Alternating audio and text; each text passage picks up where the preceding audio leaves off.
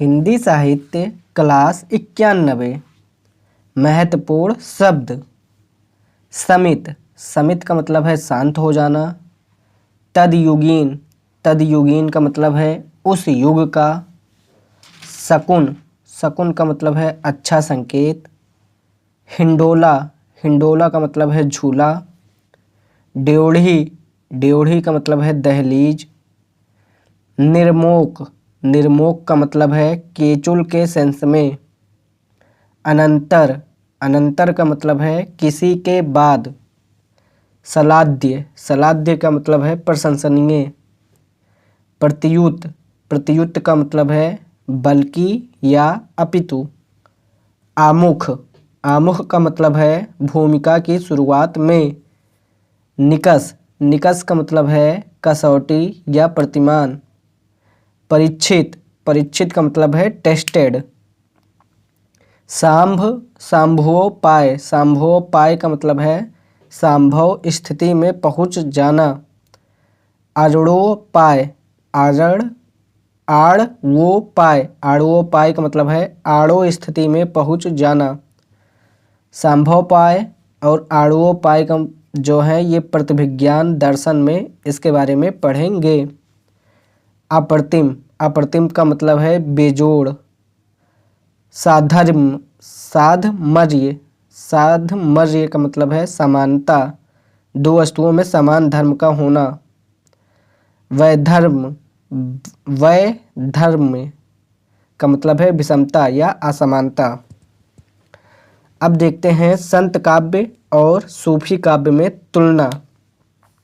तो सबसे पहले समानताएं देखें। तो समानताएं में पहला पॉइंट है ईश्वर को निर्गुण माना गया है, यानी संत काव्य और सूफी काव्य में ईश्वर को निर्गुण माना गया है। दूसरा पॉइंट है रहस्यवाद की उपस्थिति।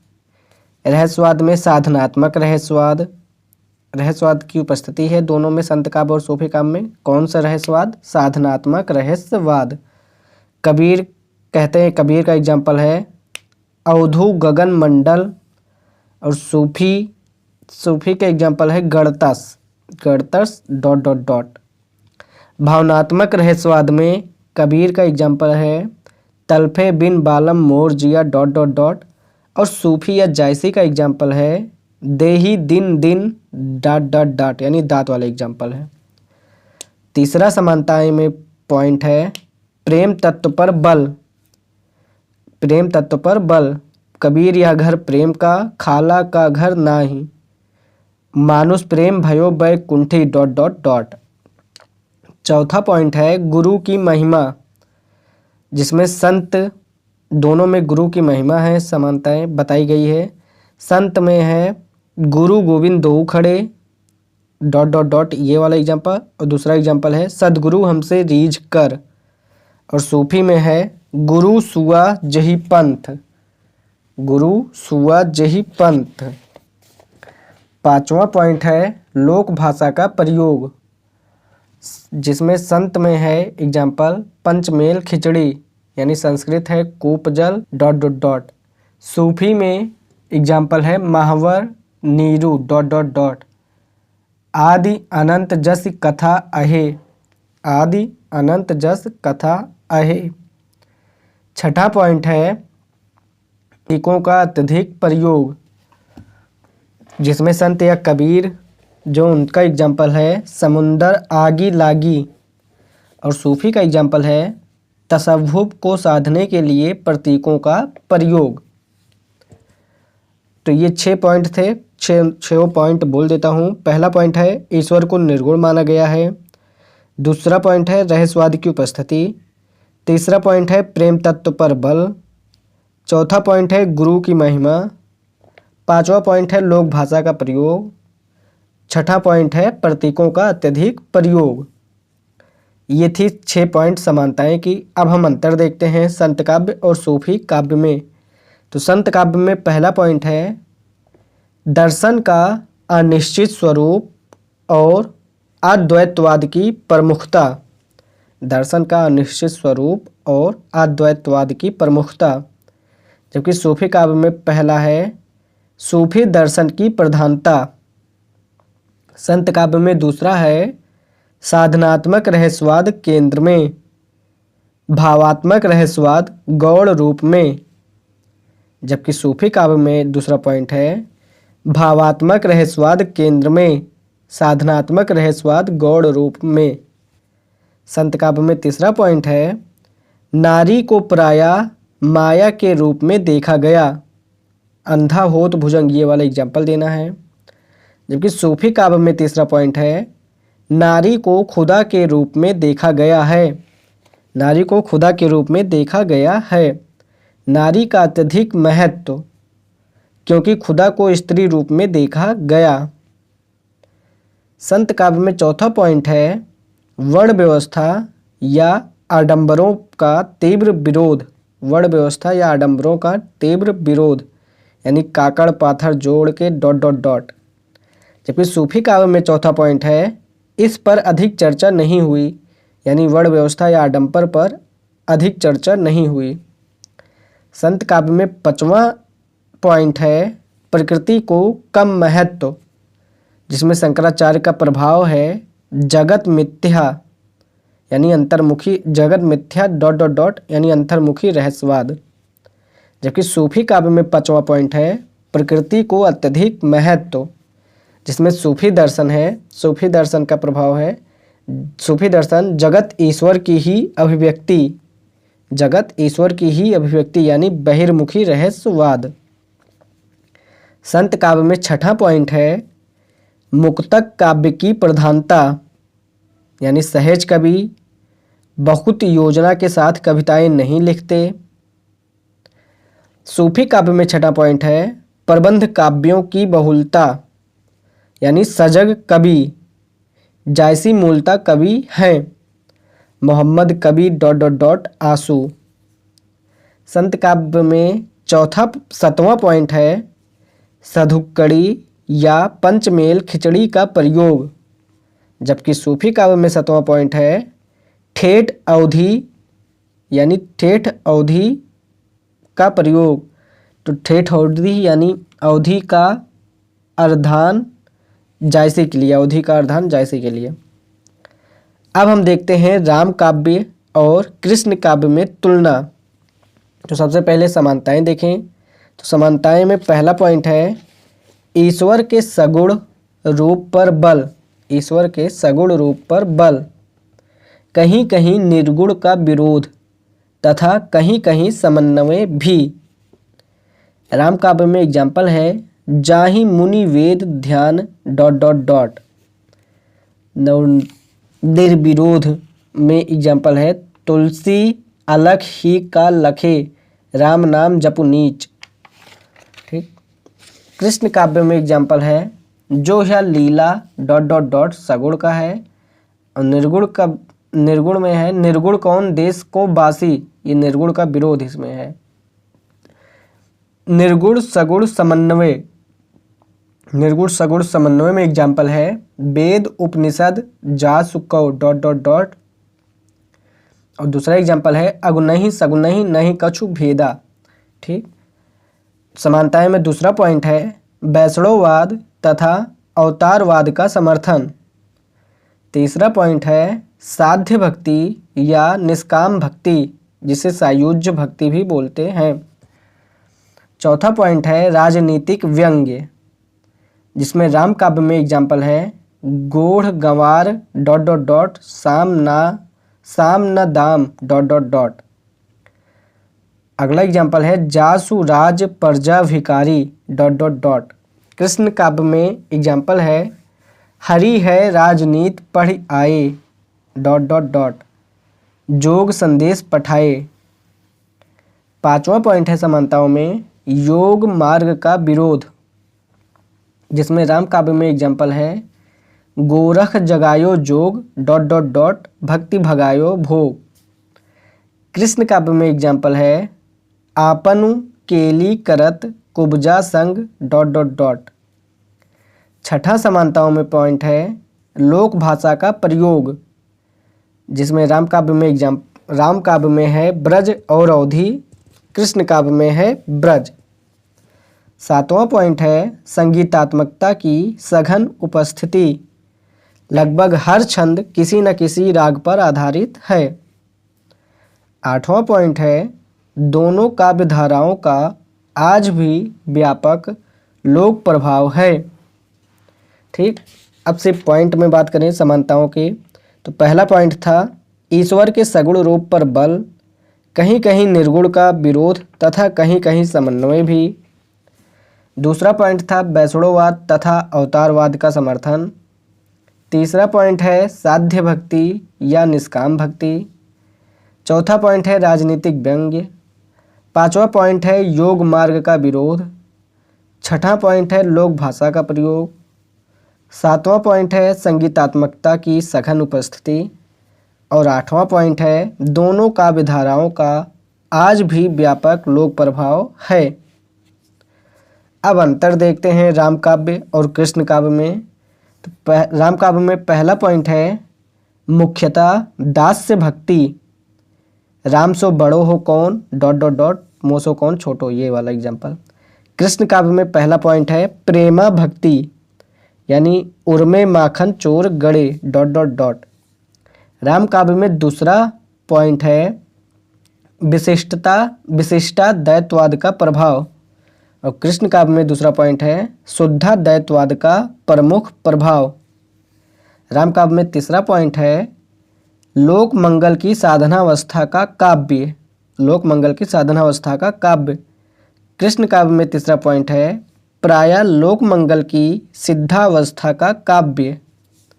राम काव्य में चौथा पॉइंट है राम का लोक रक्षक स्वरूप केंद्र में है। निश्चर हीन करो ...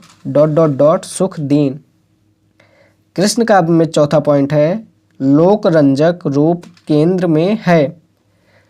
छबीले ... एग्जाम्पल।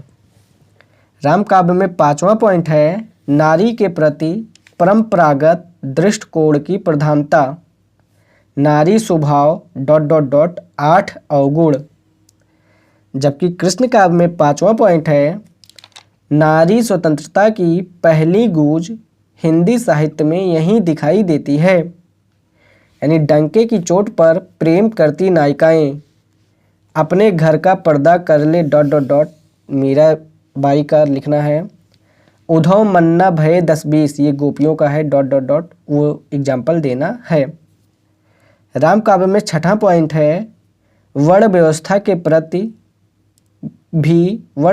प्रति भी परंपरागत दृष्टिकोण की प्रधानता। पूजी विप्र सकल गुणहीना ... और कृष्ण काव्य में छठा पॉइंट है वर्णगत समानता का भाव, जिसमें उदाहरण है खेलन में मैं काको गोसाइयाँ ... छाया। राम काव्य में सातवां पॉइंट है मुख्यतः अवधि का प्रयोग, कुछ मात्रा में ब्रज भी। कृष्ण काव्य में सातवां पॉइंट है मुख्यतः ब्रज भाषा। राम काव्य में आठवां पॉइंट है प्रबंध काव्यों की अधिकता, कुछ मात्रा में मुक्तक भी। और कृष्ण काव्य में आठवां पॉइंट है मुक्तकों की अधिकता। राम काव्य में नौवां पॉइंट है शांति और वीर रस की प्रधानता। जबकि कृष्ण काव्य में नौवां पॉइंट है श्रृंगार और वात्सल्य की प्रधानता। अब हम देखते हैं निर्गुण और सगुण काव्य धाराओं की तुलना। निर्गुण और सगुण काव्य धाराओं की तुलना, जिसमें हम सबसे पहले देखेंगे समानताएं। समानताओं में पहला पॉइंट है दोनों काव्य धाराओं में ईश्वर की भक्ति केंद्र में है। कवित्व आदि बाद की बातें हैं। दोनों काव्य धाराओं में ईश्वर की भक्ति केंद्र में है, कवित्व आदि बाद की बातें हैं। दूसरा पॉइंट है प्रेम तत्व पर दोनों काव्य धाराओं में बल दिया गया है, जिसमें निर्गुण का एग्जाम्पल है कबीर या घर प्रेम का ... और सगुण का एग्जाम्पल है उर्मे माखन चोर गड़े ... तीसरा पॉइंट है शास्त्रवाद के स्थान पर लोक अनुभव की केंद्रीयता। शास्त्रवाद के स्थान पर लोक अनुभव की केंद्रीयता, जिसमें निर्गुण का एग्जाम्पल है पोथी पढ़ जग मुआ ... कागज की लेखी। और सगुण का उदाहरण है उधव कोकिल कूजत कानन डॉट डॉट डॉट। चौथा पॉइंट है विभिन्न दर्शनों का प्रभाव, अद्वैतवाद, वैष्णव वेदांत, सूफी दर्शन आदि का मिश्रित प्रभाव।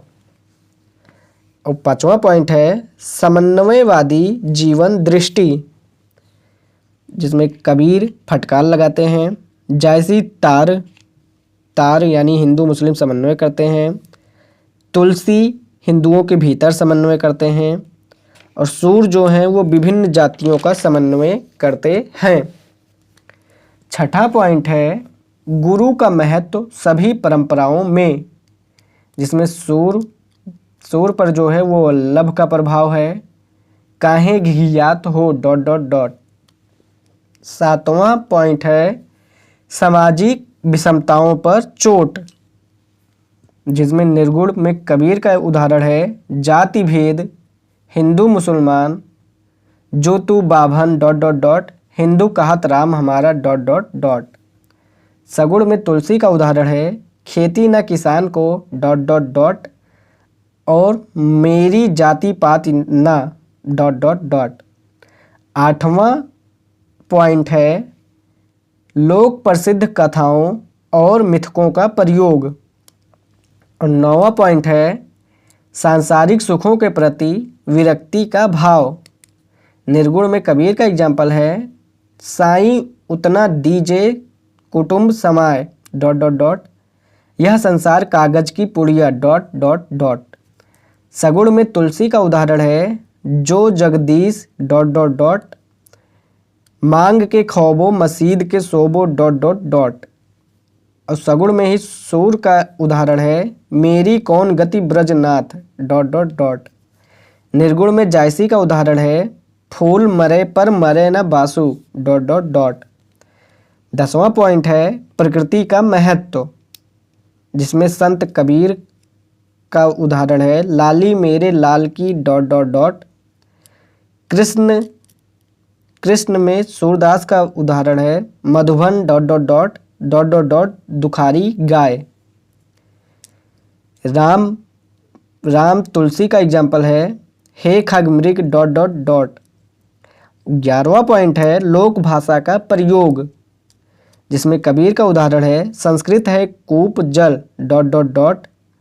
जायसी का उदाहरण है आदि अंत जस कथा कहे, आदि अंत जस कथा अहे, लिखी भाषा चौपाई कहे, लिखी भाषा चौपाई कहे। और तुलसी का उदाहरण है का भाषा का Sanskrit dot dot dot,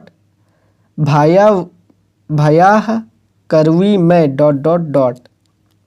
12वां point है ज्ञान कर्म तथा योग मार्ग की अति का विरोध, ज्ञान कर्म तथा योग मार्ग की अति का विरोध, जिसमें सूर का उदाहरण है भक्ति विरोधी ज्ञान तिहारो, गोपियों वाला उदाहरण है। और कबीर का उदाहरण है गगना पगना डॉट डॉट डॉट, जिसमें योग के बारे में बताया गया है। और सूर में एक उदाहरण ये भी हो सकता है आपन केल करव कुब्जा संग डॉट डॉट डॉट। और तुलसी का एक उदाहरण है जाके नख डॉट डॉट डॉट, जो कि कर्म के बारे में है। तो समानताओं के पॉइंट को एक बार दोबारा से सिर्फ पॉइंट पढ़ूंगा। निर्गुण और सगुण काव्य धाराओं की तुलना में सबसे पहले हमने समानताएं देखा। अब समानताओं के पॉइंट को मैं जल्दी पढ़ता हूँ। समानताएं में पहला पॉइंट है दोनों काव्य धाराओं में ईश्वर की भक्ति केंद्र में है, कवित्व आदि बात की बातें हैं। दूसरा पॉइंट है प्रेम तत्व पर दोनों काव्य धाराओं में बल दिया गया है। तीसरा पॉइंट है शास्त्रवाद के स्थान पर लोक अनुभव की केंद्रीयता। चौथा पॉइंट है विभिन्न दर्शनों का प्रभाव, अद्वैतवाद, वैष्णव वेदांत, सूफी दर्शन आदि का मिश्रित प्रभाव। पांचवा पॉइंट है समन्वयवादी जीवन दृष्टि। छठा पॉइंट है गुरु का महत्व सभी परंपराओं में। सातवां पॉइंट है सामाजिक विषमताओं पर चोट। आठवां पॉइंट है लोक प्रसिद्ध कथाओं और मिथकों का प्रयोग। 9वां पॉइंट है सांसारिक सुखों के प्रति विरक्ति का भाव। 10वां पॉइंट है प्रकृति का महत्व। 11वां पॉइंट है लोक भाषा का प्रयोग। 12वां पॉइंट है ज्ञान, कर्म तथा योग मार्ग की अति का विरोध। अब हम देखते हैं अंतर, निर्गुण और सगुण में अंतर। तो निर्गुण में पहला पॉइंट है निराकार ईश्वर, जिसमें उदाहरण है तहाँ न उगए सूरज चंद, तहाँ न उगए सूरज चंद, आदि निरंजन करे आनंद, आदि निरंजन करे आनंद। सगुण में पहला पॉइंट है साकार ईश्वर, जिसमें उदाहरण है छबीले मुरली नेकू बजाऊ। निर्गुण में दूसरा पॉइंट है अवतारवाद का विरोध, जिसमें उदाहरण है न दशरथ घर पौत्री आवा, न लंका का राग सतावा। सगुण में दूसरा पॉइंट है अवतारवाद का समर्थन, जिसमें उदाहरण है जब जब होए धर्म की हानि ... और दूसरा उदाहरण है भक्त बछल भगवान करे ... निर्गुण में तीसरा पॉइंट है रहस्यवाद की उपस्थिति। सगुण में तीसरा पॉइंट है रहस्यवाद की अनुपस्थिति। निर्गुण में चौथा पॉइंट है साधनात्मक रहस्यवाद, जिसका उदाहरण है गगन मंडल। भावनात्मक रहस्यवाद, जिसका उदाहरण है जो बिछुड़े हैं प्यारे से। और जायसी का उदाहरण है पियू हृदय मह भेंट न होई ... सगुण में चौथा पॉइंट है परखर राजनीतिक चेतना, जिसमें उदाहरण है हरी है राजनीति पढ़ी आए। और दूसरा उदाहरण है जासु राज में प्रजा दुखारी। निर्गुण में 5वां पॉइंट है आर्थिक मुद्दों पर कम चर्चा, जिसमें उदाहरण है साईं इतना दीजिए जिस ... सगुण में 5वां पॉइंट है आर्थिक मुद्दों पर व्यापक चर्चा, जिसमें उदाहरण है खेती न किसान को। दूसरा उदाहरण है सूरदास की यह विनती ... 10 तक कीजिए माफ। निर्गुण में 6ठा पॉइंट है प्रतीकों का अत्यधिक प्रयोग। निर्गुण है तो प्रतीक चाहिए, निर्गुण में प्रतीकों का अत्यधिक प्रयोग है, तो निर्गुण है तो प्रतीक तो चाहिए। सगुण में 6ठा पॉइंट है प्रतीकों का प्रयोग काफ़ी कम। निर्गुण में 7वां पॉइंट है लोक जीवन पर तुलनात्मक रूप से कम प्रभाव। और सगुण में 7वां पॉइंट है लोक जीवन पर ज़्यादा प्रभाव। अब देखते हैं एक क्वेश्चन है भक्ति काल की सामान्य विशेषताओं पर चर्चा करें। इसके उत्तर में लिखेंगे निर्गुण और सगुण काव्य की समानताओं को ही लिखना है।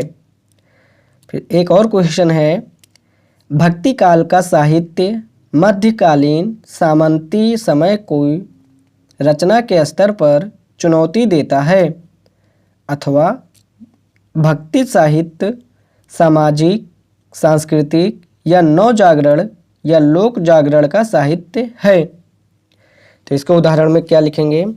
इसके उत्तर में लिखेंगे सामंती समय तथा भक्ति काल। सामंती समय तथा भक्ति काल, जिसमें पहला पॉइंट है भक्ति काल का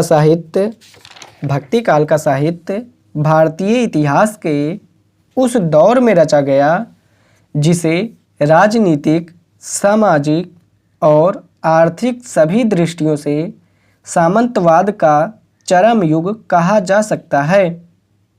दिल्ली सल्तनत के चरम उत्कर्ष और मुगल शासन की स्थापना के इस संधि काल में राज व्यवस्था सामंती ढांचे पर टिकी थी। उसे लोक कल्याण से कोई मतलब नहीं था। अमीर समाज विलासिता और अभिजात्य में डूबा था, जबकि गरीबों, किसानों, स्त्रियों और निम्न वर्णों की सुधि लेने वाला कोई नहीं था। धर्म अपने आडंबरकारी, रूढ़िवादी और विभाजक स्वरूप में समाज को नीचा दिखा रहा था। खास बात यह है कि भक्त कवियों ने आदिकाल या रीतकाल की कवियों के तरह दरबार के सामने घुटने नहीं टेके, बल्कि रचनाओं के स्तर पर सामंतवाद के विरुद्ध संघर्ष छेड़ा। पॉइंट है शास्त्रवादी मानसिकता पर प्रहार, जिसमें उदाहरण है पोथी पढ़ी पर ... फिर पॉइंट है हिंदू मुस्लिम सांप्रदायिकता पर चोट, जिसमें उदाहरण है हिंदू कहत है राम हमारा ... फिर पॉइंट है सामाजिक विषमताओं पर प्रहार, जिसमें उदाहरण है जाति पाते हमते बढ़ नाही ... छाया। फिर पॉइंट है गरीबों, किसानों और बेरोजगारों के पक्ष का मजबूती के साथ प्रस्तुतिकरण और लोक कल्याणकारी राज्य की कल्पना। उदाहरण है खेती न किसान को ... फिर पॉइंट है राज्य के शोषक स्वरूप पर चोट, जिसमें उदाहरण है जासु राज प्रिय प्रजा दुखारी ... फिर पॉइंट है धर्म के आडंबरकारी स्वरूप का विरोध, जिसमें उदाहरण है पाहन पूजे हर मिले तो मैं पूजूं पहाड़ ... मूढ़ मुड़ाए हर मिले ... फिर पॉइंट है विलासिता के मूल्य या लोभ का विरोध, जिसमें उदाहरण है साईं उतना दीजिए ... फिर पॉइंट है भाषाई अभिजात्य का विरोध, जिसमें उदाहरण है संस्कृत है कूप जल ... फिर पॉइंट है कहीं कहीं स्त्री की स्वाधीनता की अभिव्यक्ति भी हुई है, जिसमें तुलसी का उदाहरण है कह विधि सीधी पराधीन नारी ... और मीरा का उदाहरण है अपने घर का पर्दा ... अब इसके निष्कर्ष में लिखेंगे। निष्कर्ष है सामंतवाद से टकराहट का यह रास्ता अत्यंत कठिन तथा चुनौतियों से भरा था। यही कारण है कि भक्त कवि कभी उतने समृद्ध या शक्तिशाली नहीं हुए जितने आदिकाल या रीतकाल के दरबारी कवि हुए थे, किंतु इस संघर्ष ने उनकी कविताओं को उस सम्मान का अधिकारी बना दिया कि आज भी भक्ति काल को हिंदी साहित्य का स्वर्णकाल कहा जाता है। क्वेश्चन है, एक दूसरा क्वेश्चन है, भक्ति काव्य सामाजिक, सांस्कृतिक, नवजागरण या लोक जागरण का काव्य है। भक्ति काव्य सामाजिक, सांस्कृतिक, नवजागरण या लोक जागरण का काव्य है। इसके उत्तर की भूमिका में लिखेंगे नवजागरण वह सांस्कृतिक आंदोलन होता है जो दो या अधिक सांस्कृतिक समूहों के परस्पर परिचय से उद्भूत होता है। डॉक्टर रामस्वरूप चतुर्वेदी के शब्दों में कहें तो दो संस्कृतियों की टकराहट से उत्पन्न होने वाली रचनात्मक ऊर्जा को नवजागरण कहते हैं। भक्तिकाल में उत्तर भारत का समाज जो सिद्धनाथ और जैन परंपराओं की सुशक्तता से उकराया हुआ था। फिर से पढ़ूंगा। भक्ति काल में उत्तर भारत का समाज जो सिद्धनाथ और जैन परंपराओं की सुशक्तता से उकराया हुआ था, दो नई परंपराओं से परिचित हुआ। एक तरफ पश्चिमोत्तर दिशा से इस्लाम का आगमन हुआ, जिसने समानता जैसे विचार प्रस्तुत किए, तो दूसरी तरफ दक्षिण से रामानंद भक्ति की परंपरा लेकर आए, जिसमें ईश्वर, भय और आतंक का नहीं बल्कि प्रेम का विषय होता है। इन परंपराओं की क्रिया प्रतिक्रिया से उत्तर भारतीय समाज में जबरदस्त स्पंदन व आलोड़न हुआ, जिसने नए नए विचारों को जन्म दिया। भक्ति काव्य ही वह मथनी है जिसने संक्रमण के इस दौर में नए विचारों को प्रस्तुत किया। दूसरा पॉइंट है इसमें प्रमुख बिंदु। प्रमुख बिंदु में का पॉइंट है, इस्लाम से यह सीखा कि धर्म के भीतर सब समान होते हैं, यानी जातिगत भेदभाव निरर्थक है। उदाहरण है जाति पात पूछे नहीं कोई ... खा पॉइंट है दक्षिण की वैष्णव परंपरा से कई विचार सीखे। अब खा पॉइंट में ही पहला पॉइंट है या ए पॉइंट है प्राणी मात्र के प्रति करुणा का भाव। प्राणी मात्र के प्रति करुणा का भाव, जिसमें उदाहरण है साईं के सब जीव हैं ... बी पॉइंट है ईश्वर के साधना में सर्वजन सुलभ भक्ति मार्ग को स्वीकृति। ईश्वर के साधना में सर्वजन सुलभ भक्ति मार्ग को स्वीकृति, जिसमें ज्ञान कर्म योग के आतंक की समाप्ति। गा पॉइंट है इस प्रक्रिया में हुई वैचारिक टकराहट से कई ऐसे नए विचार उपजे जो आधुनिक काल के विचार माने जाते हैं, किंतु भक्ति काल में मध्य काल के बीचों बीच खड़े होकर उन्हें अर्जित किया। फिर से ये पॉइंट पढ़ूंगा। इस प्रक्रिया में हुई वैचारिक टकराहट से कई ऐसे नए विचार उपजे जो आधुनिक काल के विचार माने जाते हैं, किंतु भक्ति काल में मध्य काल के बीचों बीच खड़े होकर उन्हें अर्जित किया। पिछले उत्तर के सारे बिंदु इसमें लिखने हैं। तो इसी के साथ lecture number 92, lecture number Hindi साहित्य का 91 यहीं पे समाप्त होता है।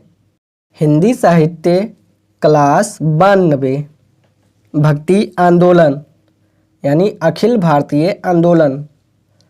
दक्षिण भारत में 12वीं सेंचुरी यानी रामायण में शुरुआत की थी। कर्नाटक में 13 या 14वीं सेंचुरी में यानी शताब्दी में मध्वाचार्य के माध्यम से प्रवेश की। महाराष्ट्र में 14वीं शताब्दी एकनाथ या नामदेव के माध्यम से प्रवेश हुआ। गुजरात में अखा नरसिंह मेहता के माध्यम से प्रवेश हुआ। राजस्थान में मीराबाई दादू दयाल के माध्यम से। मध्य प्रदेश में सिंगा के माध्यम से। उत्तर प्रदेश में कबीर, सूर, तुलसी, जायसी के माध्यम से। और पश्चिम बंगाल में चैतन्य महाप्रभु के माध्यम से भक्ति आंदोलन का विस्तार हुआ। एक क्वेश्चन है, भक्ति काल हिंदी साहित्य का स्वर्ण काल है। इसके उत्तर में लिखेंगे।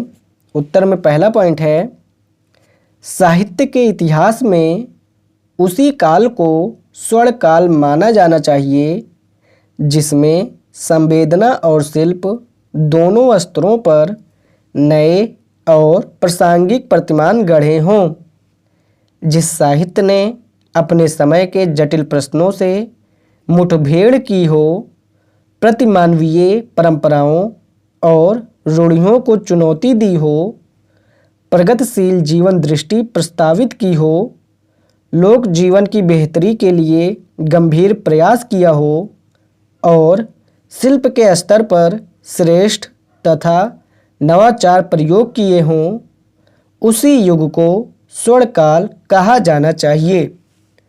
यदि इन कसौटियों पर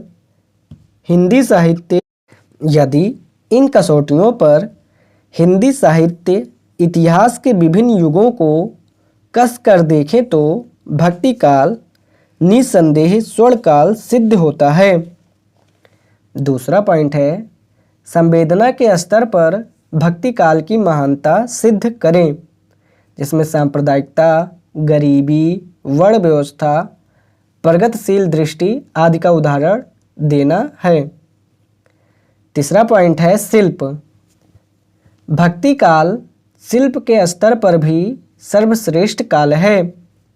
इसमें हिंदी साहित्य को अवधी और ब्रज भाषा के रूप में दो परिपक्व काव्य भाषाएं दी। रामचरितमानस जैसा श्रेष्ठ महाकाव्य दिया।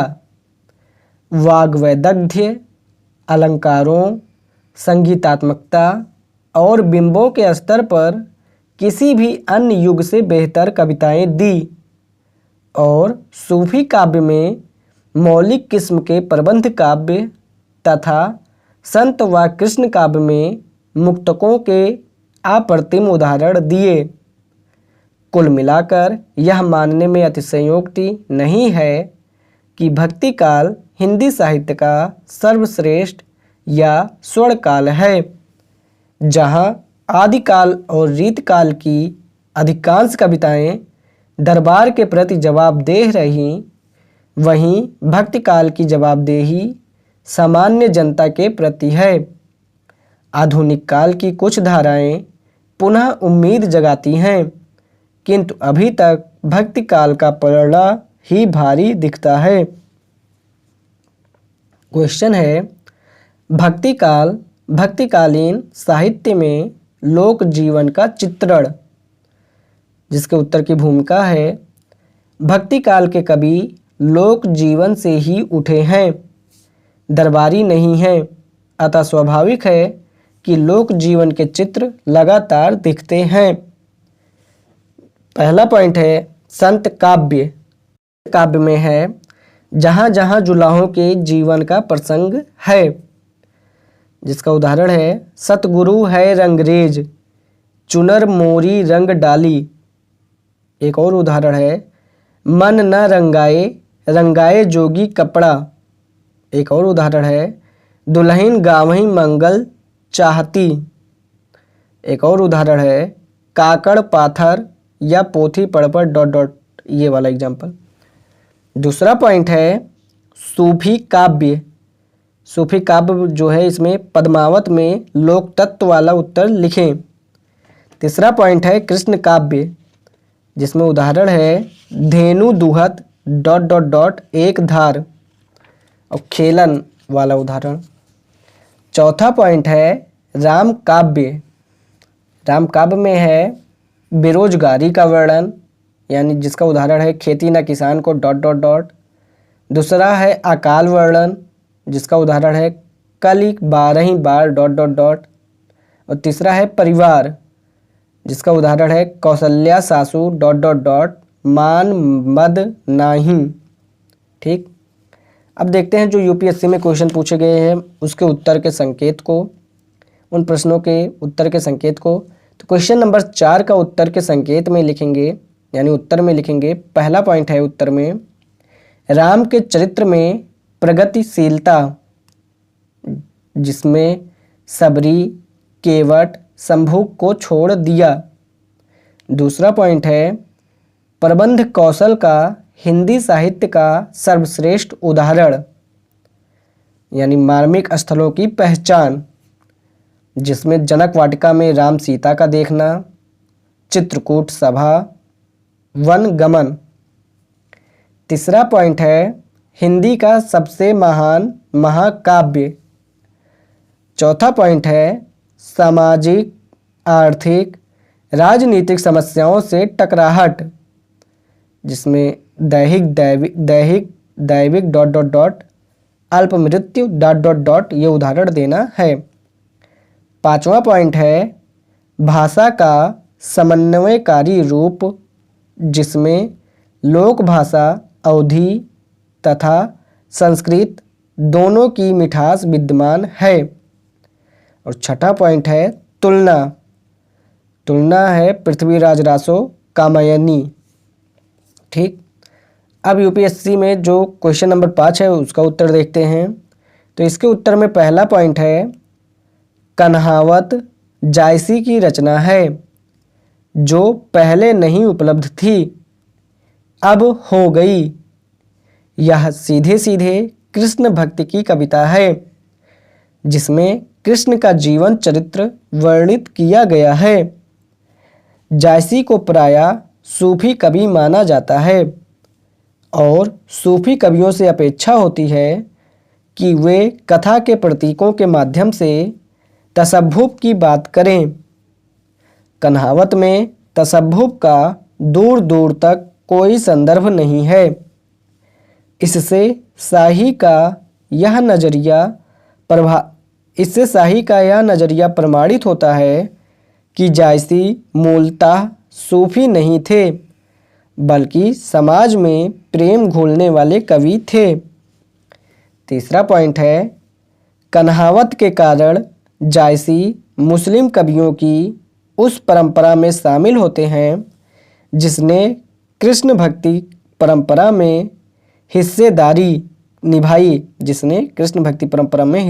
निभाई। रसखान रहीम से तुलना। चौथा पॉइंट है, शाही ने इसी बिंदु पर एक रोचक तुलना अमीर खुसरो और जायसी के बीच की है, जहां खुसरो खिलजी के आरक्षित कवि थे और उसकी चित्तौड़ विजय का उत्सव गान कर रहे थे, वहीं जायसी की कोशिश थी कि हिंदू और मुसलमान समाज के बीच पुल बनाने का काम करें। यह पुल जितना पद्मावत से बना है उससे अधिक कन्हावत से बना है। यूपीएससी में क्वेश्चन 8 का उत्तर में है। क्वेश्चन 8 है सूर की राधा, जिसके उत्तर में पहला पॉइंट है, सूर की राधा एक चपल बालिका है। वह आरंभ में सिर्फ 7 वर्षों की दिखाई गई है जब कृष्ण और उनके बीच प्रेम होता है। दूसरा पॉइंट है, राधा अत्यंत रूपवती बालिका है जिसे देखते ही कृष्ण रीझ जाते हैं और परिचय की मांग करते हैं। इसमें उदाहरण है, बूझत श्याम कौन तू गोरी, कहाँ रहत काकू तू बेटी ... तीसरा पॉइंट है, परिचय से पैदा होने वाला प्रेमी। चौथा पॉइंट है, राधा एक सहज सरल बालिका है जो अपने भोलेपन में कृष्ण और यशोदा से खूब बातचीत करती है, जिसका उदाहरण है, माँ मैं कहा करो सुतही नहीं बरजती, घर तय मोही बुलावे। पांचवा पॉइंट है, किंतु यही राधा जब विरह के बिंदु पर आती है तो अत्यंत गंभीर धीर हो जाती है। वह शेष गोपियों की तरह मुखर नहीं है, अपने विरह में अपने एकांत में लीन है, जड़ता के बिंदु पर पहुंची है, जिसे देखकर हृदय द्रवित होता है। अति मलिन वृषभानु कुमारी ... यूपीएससी में क्वेश्चन नंबर 20 के उत्तर में है। पहला पॉइंट है, तुलसी वैष्णव वेदांत के समर्थक हैं। वैष्णव वेदांत में उनकी सबसे गहरी निष्ठा रामानुजाचार्य के विशिष्ट द्वैतवादी संप्रदाय में है। रामानुज विष्णु के राम अवतार पर सर्वाधिक महत्व देते हैं और नवधा भक्ति में दास्य भक्ति को सर्वाधिक काम्य मानते हैं। रामानुज की परंपरा में रामानंद हुए, जिनके प्रत्यक्ष शिष्य कबीर थे। रामानंद की ही शिष्य परंपरा में लगभग 2 सदी बाद तुलसीदास हुए। दूसरा पॉइंट है, राम का सगुण रूप यानी विशिष्ट द्वैतवाद का प्रभाव। तीसरा पॉइंट है, वेदांत दर्शन के समर्थक प्रायः गीता से भी प्रभावित रहे हैं। यह प्रभाव तुलसीदास पर भी है। उन्होंने गीता के अवतारवाद के सिद्धांत को हूबहू स्वीकारा है। यदा यदा ही धर्मस्य वाला भाव उनकी कविताओं में दिखता है।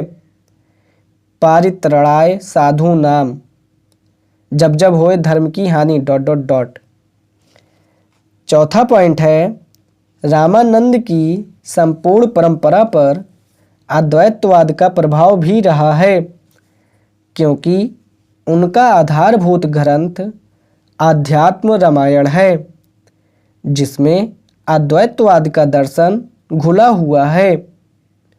तुलसी भी इसीलिए अद्वैतवाद के विरुद्ध नहीं है।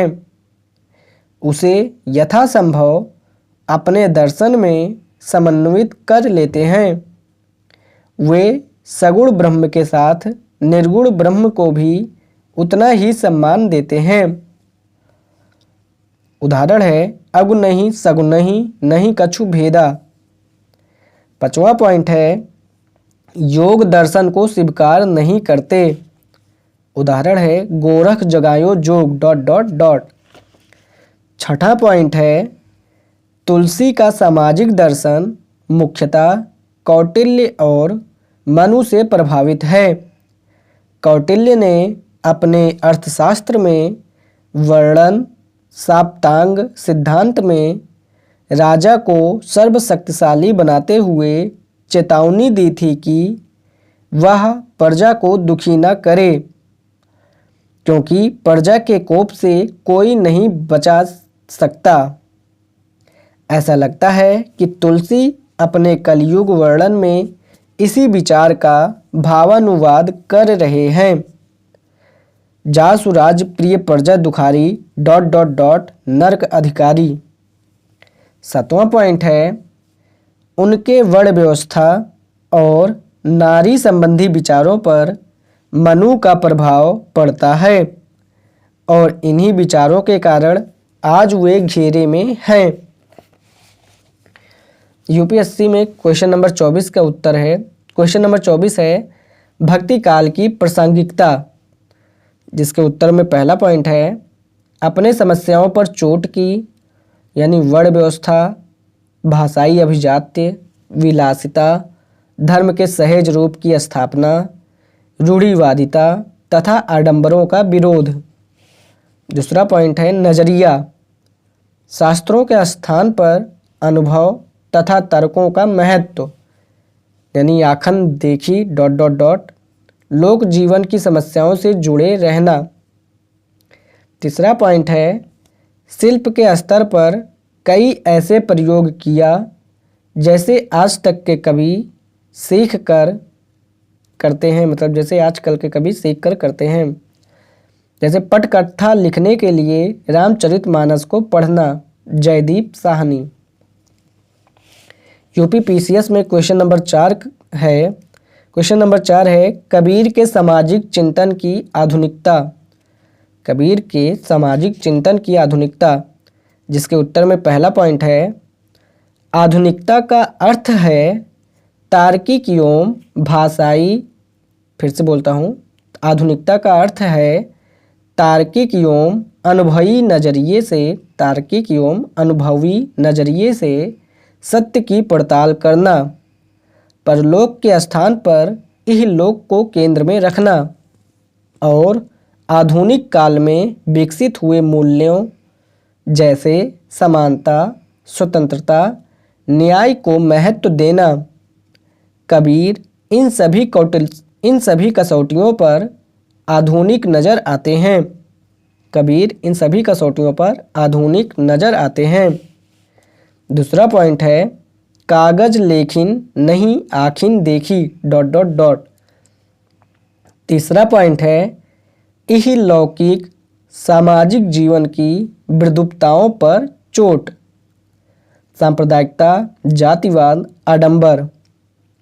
चौथा पॉइंट है समानता जैसे मूल्यों का समर्थन, साईं के सब जीव हैं, ये वाला उदाहरण। 5वां पॉइंट है कुछ मुद्दों पर कबीर की आधुनिकता विवादों के घेरे में है, विशेषता नारी का मुद्दा। किंतु जैसा लोंजाइनस ने अपनी पुस्तक में कहा है कि महानता कितनी भी बड़ी हो उसमें कहीं न कहीं छिद्र छूट ही जाती है। तो लोंजाइनस की पुस्तक का नाम है पेरी इप्सुस। तो पेरी इप्सुस में उन्होंने कहा है कि महानता कितनी भी बड़ी हो उसमें कहीं ना कहीं छिद्र छूट ही जाते हैं। फिर यूपी पीसीएस में क्वेश्चन नंबर 5 के उत्तर में पहला पॉइंट है, रसिकोपासना का अर्थ है ईश्वर की उपासना रसिक भाव से करना। प्रायः श्रृंगार भाव को केंद्र में रखकर की गई रसपूर्ण उपासना को रसिकोपासना कहते हैं। भक्तिकाल की चारों काव्य धाराओं में रसिकोपासना के संकेत दिखाई पड़ते हैं, किंतु यह सत्य है कि सगुण काव्य में निर्गुण काव्य से अधिक हैं।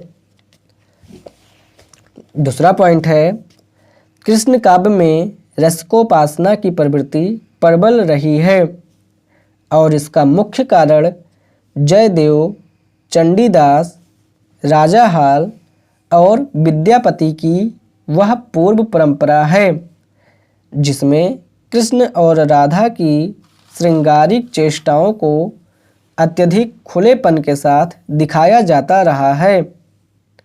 भक्तिकाल के पुष्टमार्गी कवि सूरदास, नंददास आदि भक्तिकाल के पुष्टमार्गी कवि तो रसिक भाव से कृष्ण की भक्ति करते ही हैं।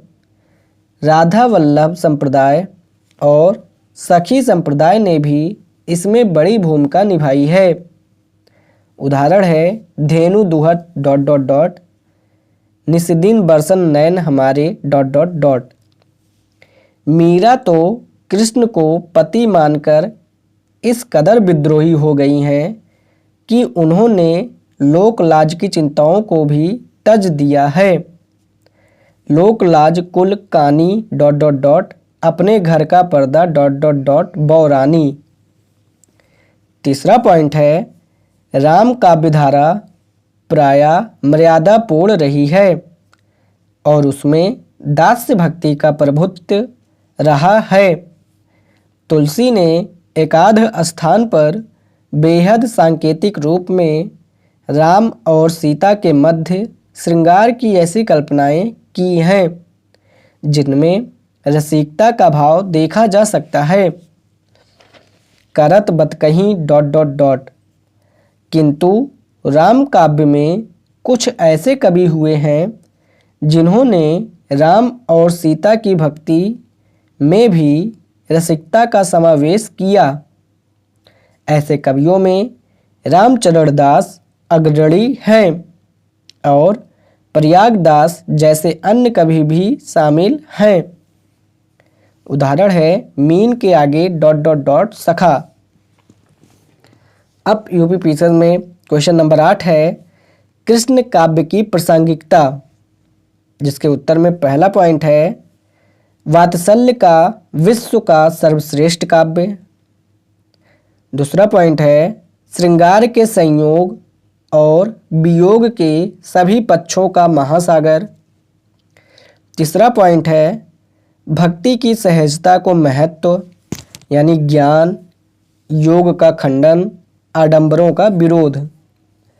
चौथा पॉइंट है, स्त्री स्वातंत्र्य की प्रस्तावना। पांचवा पॉइंट है, जाति और वर्गीय भेदों से युक्त समाज की कल्पना, यानी छाया। छठा पॉइंट है, मुक्तक और रीत काव्य की महान कसौटियों का निर्माण। इन सभी को आज के कवि भी सीख सकते हैं। रीत काव्य में बिंब अलंकार, एक लोक भाषा कैसे काव्य भाषा में तब्दील होती है, सबसे अच्छा उदाहरण है। अब देखते हैं यूपी पीसीएस में जो क्वेश्चन नंबर 9 है उसका उत्तर देखते हैं। क्वेश्चन नंबर 9 में उत्तर में है, राम काव्य दो अर्थों में अंतर्राष्ट्रीय है। पहला अर्थ है, सीता नेपाल से थी, राम भारत के थे, रावण श्रीलंका का था।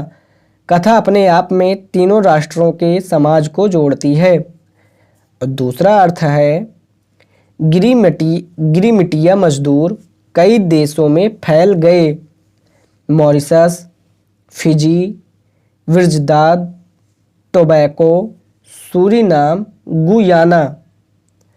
अपनी अवधी संस्कृति को लेकर गढ़ और पीढ़ी दर पीढ़ी गढ़ और पीढ़ी दर पीढ़ी राम काव्य साथ में बना रहा है। आज भी इन देशों में रामलीलाएं होती हैं। और तीसरा पॉइंट है, जो भारतीय प्रवासी विकसित देशों में प्रवास करते हैं वे अपने बच्चों को भारतीय संस्कृति एवं मर्यादा सीखने के लिए राम काव्य का प्रयोग करते हैं। इसलिए इन देशों में राम काव्य से जुड़ी नाट्य तथा वाचिक प्रस्तुतियाँ प्रसिद्ध हैं। यूपीपीसीएस के क्वेश्चन नंबर 10 के उत्तर में है, नए विमर्शों के आलोक में किसी भी काल का पुनर्मूल्यांकन होना चाहिए। जिसमें पॉइंट है, दलित विमर्श को केंद्र में रखें तो तुलसी का महत्व घटेगा, कबीर संप्रदाय का महत्व बढ़ेगा, ऐसा रैदास कहते हैं। दूसरा पॉइंट है, स्त्री विमर्श को केंद्र में रखें तो मीरा का महत्व तथा कृष्ण काव्य का महत्व बढ़ेगा।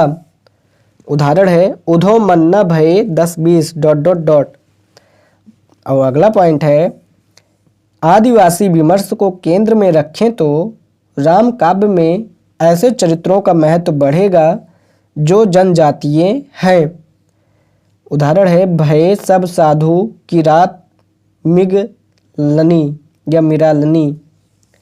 निष्कर्ष है, पुनर्मूल्यांकन होना चाहिए किंतु एक तरफा तरीके से नहीं। किसी कवि को खारिज करते समय यह भी ध्यान में रखना चाहिए कि वह किस दौर में था तथा उसकी क्या परिस्थितियाँ थीं। अब यूपीपीसीएस के क्वेश्चन नंबर 14 के उत्तर में है, सामाजिक पर्दे में पहला है गंगा जमुनी तहलीब दिया और दूसरा है प्रेम। फिर है साहित्यिक पर्दे में पहला है प्रबंध काव्य का नया ढांचा दिया और दूसरा है ठेठ अवधी भाषा में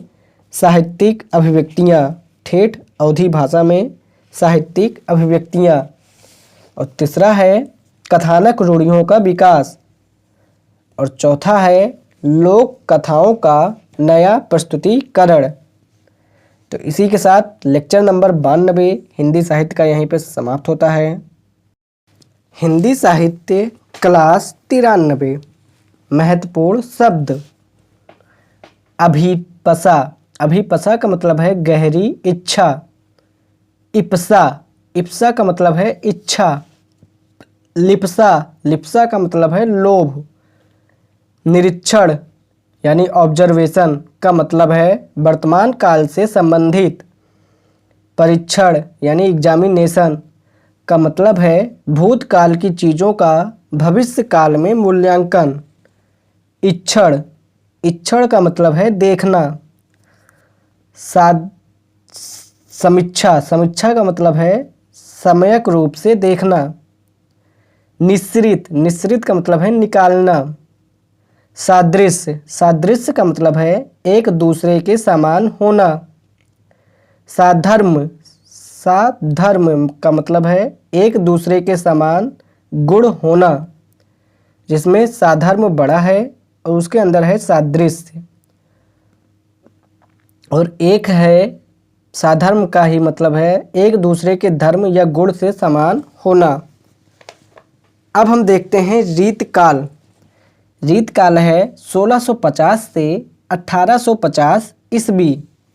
रीतकाल को 4 भागों में बांटा जाता है, रीतबद्ध या रीत काव्य, दूसरा है रीत सिद्ध, तीसरा है रीत मुक्त या रीत स्वच्छंद और चौथा है रीत इतर।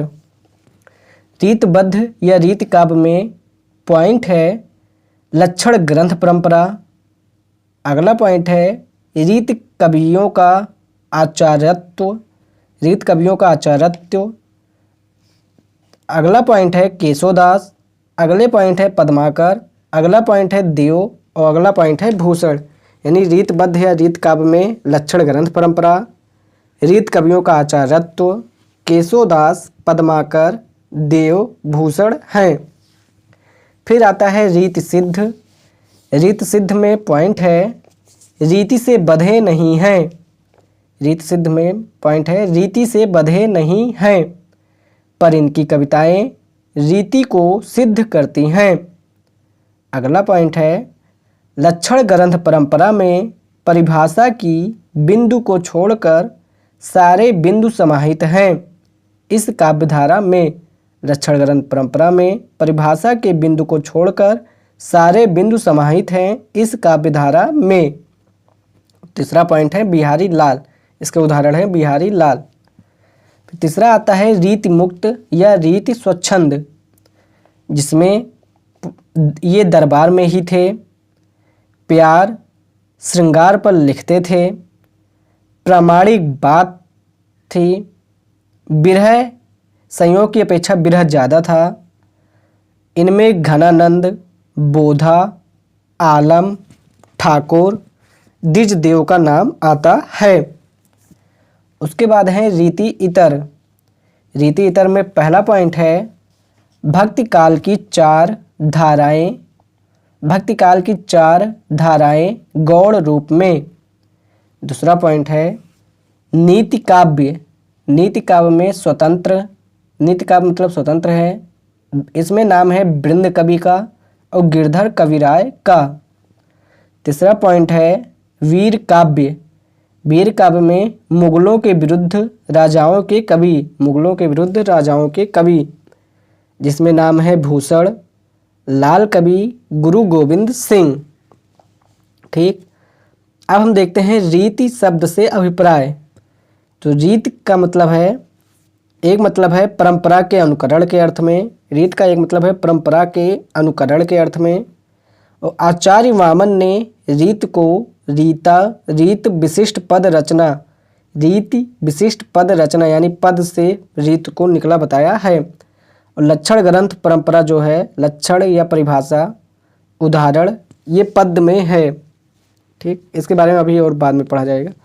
अब देखें रीतिकाल से संभावित प्रश्न, जिसमें वर्ग एक है रीतिबद्ध, जिसमें पहला प्रश्न है रीतिबद्ध काव्य से आप क्या समझते हैं? प्रमुख विशेषताएं, 2.5 स्टार। दूसरा प्रश्न है आपकी राय में रीतिकाल का प्रवर्तक कौन है? केशव या चिंतामणि? 1 स्टार। तीसरा प्रश्न है लक्षण ग्रंथ परंपरा, 3 स्टार। चौथा प्रश्न है रीति कवियों के आचारत्व से जुड़े विवाद पर विचार करें। क्या आप मानते हैं कि उन्हें आचार्य कवि कहा जाना चाहिए? 1 स्टार। 5वां प्रश्न है केशवदास और उनकी कविता, 2 स्टार। 6ठा प्रश्न है केशवदास की रामचंद्रिका, 2 स्टार। 7वां प्रश्न केशवदास की रामचंद्रिका की संवाद योजना, 2.5 स्टार। 8वां प्रश्न है केशव कठिन काव्य के प्रेत हैं, विचार कीजिए, 2 स्टार। 9वां प्रश्न है केशव का काव्य छंदों का अजायब घर है, समीक्षा करें, 2 स्टार। 10वां प्रश्न है केशवदास की मौलिकता, 1 स्टार। 11वां प्रश्न है केशवदास का आचारत्व, 1 स्टार। 12वां प्रश्न है पद्माकर और उनकी कविता, 2 स्टार। 13वां प्रश्न है देव और उनकी कविता, 1 स्टार। और 14वां प्रश्न है भूषण और उनकी कविता, 1 स्टार। वर्ग 2 है रीत सिद्ध और बिहारी। इसमें पहला प्रश्न है रीत सिद्ध काव्यधारा, 1 स्टार। दूसरा प्रश्न है बिहारी और उनकी कविता, 3 स्टार। तीसरा प्रश्न है बिहारी की श्रृंगार योजना, 2 स्टार यानी अनुभाव वाला संक्षेप में। चौथा प्रश्न है बिहारी की सामाजिक चेतना, 1 स्टार। 5वां प्रश्न है बिहारी की नागरिकता, 2.5 स्टार। 6ठा प्रश्न है बिहारी की अनुभाव योजना, 1.5 स्टार। 7वां प्रश्न है बिहारी की बिंब योजना, 1.5 स्टार। 8वां प्रश्न है बिहारी का काव्य गागर में सागर है, 4 स्टार। 9वां प्रश्न है बिहारी का अर्थ गर्भत्व, 2 स्टार। 10वां प्रश्न है बिहारी काव्य में भाषा की समास क्षमता और कल्पना की समाहार क्षमता का अद्भुत प्रयोग हुआ है, व्याख्या करें, 3 स्टार। 11वां प्रश्न है बिहारी की बहुज्ञता, 2 स्टार। 12वां प्रश्न है सतसई परंपरा में बिहारी सतसई का महत्व, 2 स्टार। और 13वां प्रश्न है सतसैया के दोहरे ... टिप्पणी, 3 स्टार।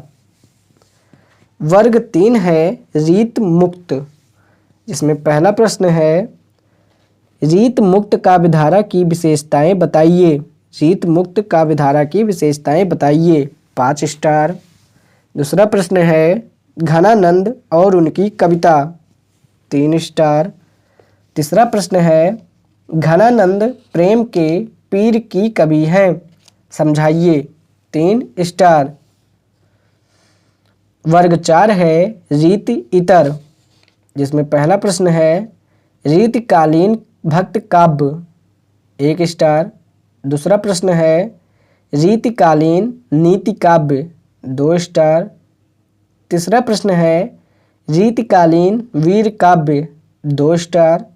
और चौथा प्रश्न है कुछ समीक्षक कहते हैं कि जहां आदिकाल के वीर काव्य में राष्ट्रीयता की भावना अनुपस्थित है, वहीं रीतिकालीन वीर काव्य राष्ट्रीय चेतना से ओतप्रोत है। आपकी राय में इस विवाद का सही हल क्या हो सकता है, 2 स्टार। वर्ग 5 है अन्य प्रश्न, जिसमें पहला प्रश्न है रीतिकालीन काव्य में श्रृंगार का स्वरूप, 3 स्टार। दूसरा प्रश्न है रीतिकालीन काव्य और दरबार, 2 स्टार। तीसरा प्रश्न है रीतिकालीन काव्य में अलंकरण, 1.5 स्टार। चौथा प्रश्न है रीतिकालीन काव्य में लोक जीवन की उपस्थिति, 3 स्टार। 5वां प्रश्न है रीत काव्य और ललित कलाओं में संबंध, 2 स्टार। 6ठा प्रश्न है रीत काल की उपलब्धियां, 2 स्टार। 7वां प्रश्न है रीत काल की सीमाएं, 2 स्टार। 8वां प्रश्न है रीत काल के उदय के कारण, 2 स्टार। 9वां प्रश्न है रीत काल के पतन के कारण, 2 स्टार। और 10वां प्रश्न है आपकी राय में हिंदी साहित्य के उत्तर मध्यकाल के लिए आपकी राय में हिंदी साहित्य के उत्तर मध्यकाल यानी रीत काल के लिए समुचित नामकरण क्या हो सकता है। विभिन्न प्रसिद्ध विकल्पों पर विचार करते हुए सतर्क राय प्रस्तुत करें, 3.5 स्टार। अब हम शुरू करें रीतिबद्ध या रीत काव्य धारा। तो आचार्य उद्भावक आचार्य जो हैं वो हैं भरत, भामह, वामन। और आचार्य जो हैं वो व्यवस्थित करने वाले आचार्य में अगर बात करें, सिद्धांतों को व्यवस्थित करने वाले आचार्य उद्भावक आचार्य हैं भरत, भामह, वामन। और सिद्धांतों को व्यवस्थित करने वाले आचार्य की बात करें तो उसमें हैं आचार्य अभिनवगुप्त, दंडी, भद्रनायक और रुद्रट। और सरल संस्कृत में लिख गए आचार्य जो हैं सरल संस्कृत में लिख गए आचार्य, तो आचार्य 3 हैं। एक है उद्भावक आचार्य, दूसरे हैं सिद्धांतों को व्यवस्थित करने वाले आचार्य, और तीसरे हैं सरल संस्कृत में लिख गए आचार्य। एक रचना है कुवलयानंद। कुवलयानंद के रचना के लेखक हैं अप्पय दीक्षित। अप्पय दीक्षित कुवलयानंद रचना के लेखक हैं। और एक रचना है चंद्रालोक। चंद्रालोक रचना के लेखक हैं आचार्य जयदेव। आचार्य जयदेव चंद्रालोक और अपैदिच्छित कुवलयानंद। तो कुवलयानंद और चंद्रलोक में लक्षण ग्रंथ परंपरा यानी यहाँ से रचनाओं के लक्षणाओं को लिखा तथा उन्हें सरल ब्रज भाषा में परिभाषित कर उदाहरण देकर प्रस्तुत किया, यानी मौलिक कविताएं दी। तो कुवलयानंद और चंद्रालोक में ही लक्षण ग्रंथ परंपरा यानी रचनाओं के लक्षणों को लिखा तथा उन्हें सरल ब्रज भाषा में परिभाषित कर उदाहरण देकर प्रस्तुत किया। तो इसी के साथ लेक्चर नंबर 93 हिंदी साहित्य का यहीं पे समाप्त होता है। हिंदी साहित्य लेक्चर नंबर 94 छंदों का अजायब घर। केशव का काव्य है छंदों का अजायब घर। तो इसके उत्तर में लिखेंगे, केशव ने छंदों के स्तर पर अत्यधिक प्रयोग किए हैं। उनकी एक प्रसिद्ध पुस्तक छंदमाला अभी अप्राप्य है। संभावना है कि उसमें छंद प्रयोग के और अधिक उदाहरण विद्यमान होंगे। सामान्यतः रामचंद्रिका के आधार पर उन्हें आलोचक ने उनके काव्य को छंदों का अजायब घर कहते हैं। मुख्य रूप से डॉक्टर रामस्वरूप चतुर्वेदी ने ऐसा आक्षेप किया है। महाकाव्यों में छंद प्रयोग में वैविध्य होता है। जैसे पृथ्वीराज रासों में 6 प्रकार के छंद हैं और यह प्रशंसा की बात है, किंतु छंद वैविध्य के बावजूद एक व्यवस्था बनी रहती है। अचानक होने वाले छंदों के बदलाव से होने वाली अराजकता नहीं होती। रामचंद्रिका पर आक्षेप यह है कि नवाचार के अतिरेक में कवि ने छंदों की अराजकता पैदा कर दी है और इसे ही लक्षित करके छंदों के अजायब घर की उपमा गढ़ी गई है। आमतौर पर केशव ने दोहा, रोला, सवैया जैसे शब्दों का प्रयोग किया है जो हिंदी के बहुप्रयुक्त छंद हैं और उन्हें देखकर कोई समस्या महसूस नहीं होती। पहला उदाहरण है दोहा का यद्यपि सुजाति ... दूसरा उदाहरण है सवैया का मातु कहा नृप तात ... समस्या वहाँ होती है जहाँ वे नए नए छंद बनाने के नाम पर पद न्यूनता और वाक्य न्यूनता की स्थितियों में चले जाते हैं और पाठक के लिए छंद अबोधगम्य हो जाता है। जैसे पद न्यूनता का उदाहरण है सी, धी, री, धो और वाक्य न्यूनता का उदाहरण है सरड़ सो या तरड़ रिजा सुख कंद है ... निष्कर्ष में अगर हम बात करें तो निष्कर्ष है छंदों का अजायब घर तो है किंतु कुछ नवाचार निसंदेह प्रशंसनीय भी हैं। तो इसी के साथ हिंदी साहित्य का लेक्चर नंबर 94 यहीं पे समाप्त होता है। हिंदी साहित्य क्लास 95 महत्वपूर्ण शब्द। प्रवर्तक। प्रवर्तक का मतलब है ट्रेडिशन के संदर्भ में शुरू करने वाला। प्रवर्तक का मतलब है ट्रेडिशन के संबंध में शुरू करने वाला। संस्थापक का मतलब है सिस्टम या स्ट्रक्चर के संदर्भ में शुरू करने वाला। विनिर्दिष्ट का मतलब है इंडिकेटेड। अग्रगण्य का मतलब है जो गिनती में सबसे आगे गिना जाए। प्रादुर्भाव का मतलब है कारण से कार्य का उत्पन्न होना। निमिष का मतलब है वह न्यूनतम अवधि जितने में पलक झपकती है। निमिष का मतलब है वह न्यूनतम अवधि जितने में पलक झपकती है। निस्सत्व नि प्लस सत्व से मिलकर बना है जिसका मतलब है सात्विकता से रहित। या बोले तो किसी को अस्तित्व से न्यून कर देना।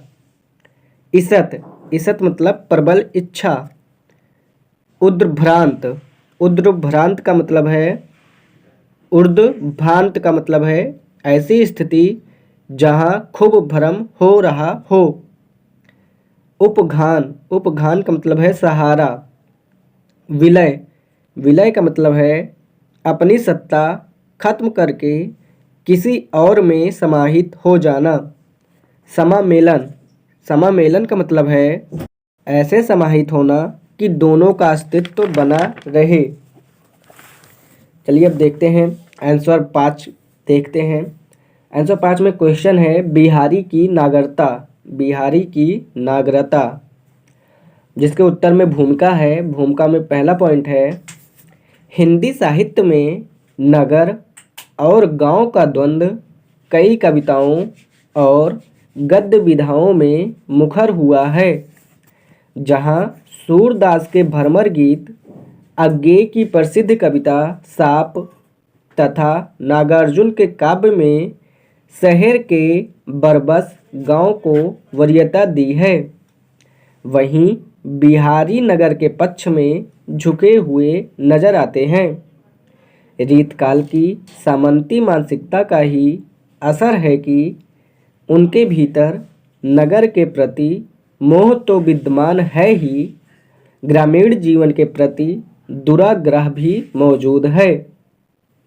दूसरा पॉइंट है बिहारी की नागरिकता प्रमुख बिंदु, जिसमें का पॉइंट है बिहारी ने घोषित तौर पर अपनी कविताएं नागरिकता की नाम लिखी हैं।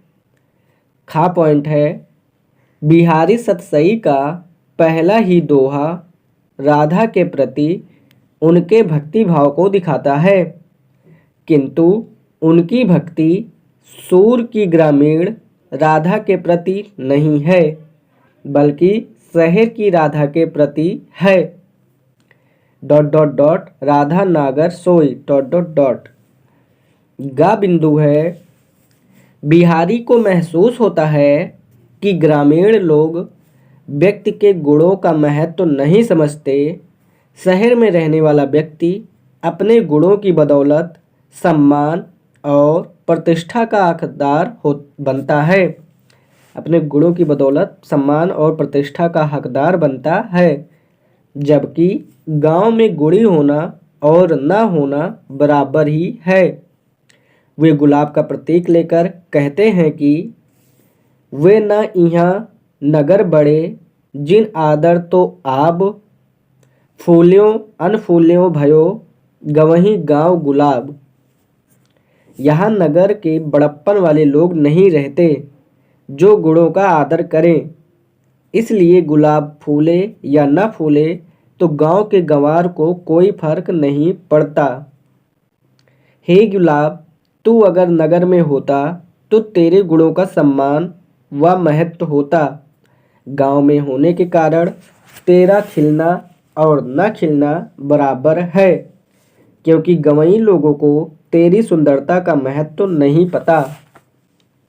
घा पॉइंट है नागरी विविध विलास तजी, बस गंवालिन माही मूढ़न में गनबी की तू छूत्यो दे इठलाई।